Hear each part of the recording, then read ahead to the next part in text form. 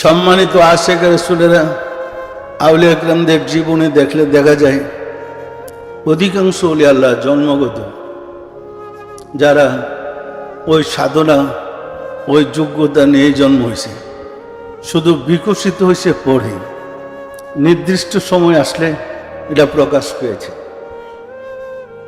হযরত গাউসে পাক মহিউদ্দিন আব্দুল কাদের জিলানী রহমতুল্লাহ এর কথা আপনারা জানেন। 1 তারিখে উনার আব্বা বাসায় ছিলেন না, তো এক ভিক্ষুক বাড়িতে এসে ভিক্ষার জন্য সওয়াল করেছে।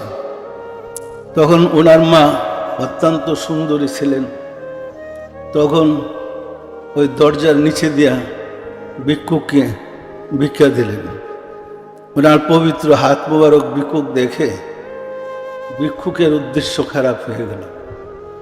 সে চাইল যে খালি বাড়ি, তার উদ্দেশ্য খারাপ। ধাক্কা দেয়া ঘরের ভিতরে ভিক্ষুক ঢুকে গেলেন। বাড়িতে তার কোনো পুরুষ ছিল না, কোনো মানুষও নেই। তখন বড়পীর আব্দুল কাদের জিলানীর মা গর্ভবতী ছিলেন, পেটে ছিলেন বড়পীর আব্দুল কাদের জিলানী।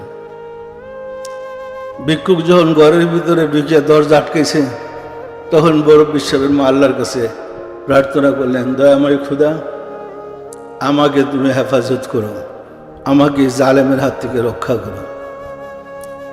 এমন সময় বড়পীর সাহেবের মা দেখতে পেলেন একটা বাঘ এসে ভিক্ষুককে থাবাদা গাড়ে ধরে লইয়া বেরিয়ে চলে গেছে।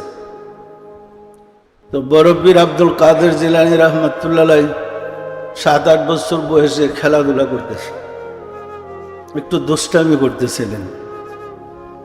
এমন সময় ওনার মা একটা বাঁশের কঞ্চা দিয়ে ওইটা বাড়ি দিল। বাড়ি দেওয়ার পরে উনি একটু রাগ হইলেন। রাগ হইলে কিন্তু আসল কথা বেরিয়ে যায়। তো উনি বললেন, হ্যাঁ মা, আজকে তোমার মারবাই। যেদিন বাঘে তোমার সতীত্ব নষ্ট করতে যেদিন ভিক্ষুকে তোমার সতীত্ব নষ্ট করতে আসছিল, তখন তো আব্দুল কাদের স্যারে তোমাকে কেউ বাঁচে না। তার মা থমকে গেল, এই ছেলে কি বলছে? ভিক্ষুক যে আমার সতীত্ব নষ্ট করতে আসছে, এটা তো আমার ছেলের জানার কথা না। উনি ওনার স্বামীর কাছে ওই ঘটনা বলে নেন, উনি এটা গোপনই রাখছে।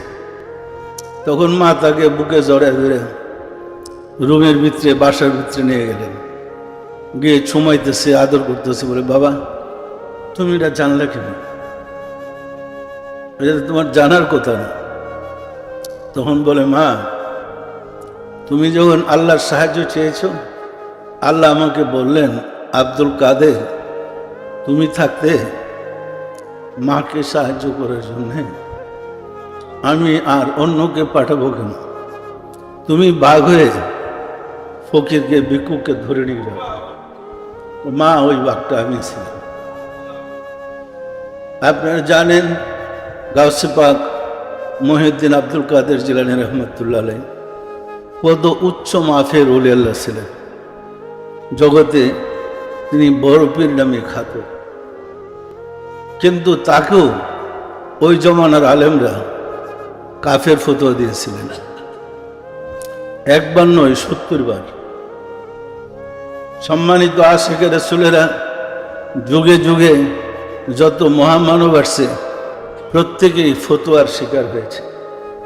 যেমন খাজা মঈনুদ্দিন চিশতিকে ফতোয়া দেওয়া হয়েছে, মহিউদ্দিন ইবনুল আরাবিকে ফতোয়া দেওয়া হয়েছে, তাকে কুফরে আকবর বলা হয়। ওই রকম মানসুর হাল্লাসকে শুধু ফতোয়াই না, কাফের ফতোয়া দেওয়ার পরে তাকে শুলে চড়ে হত্যা করা হয়েছে।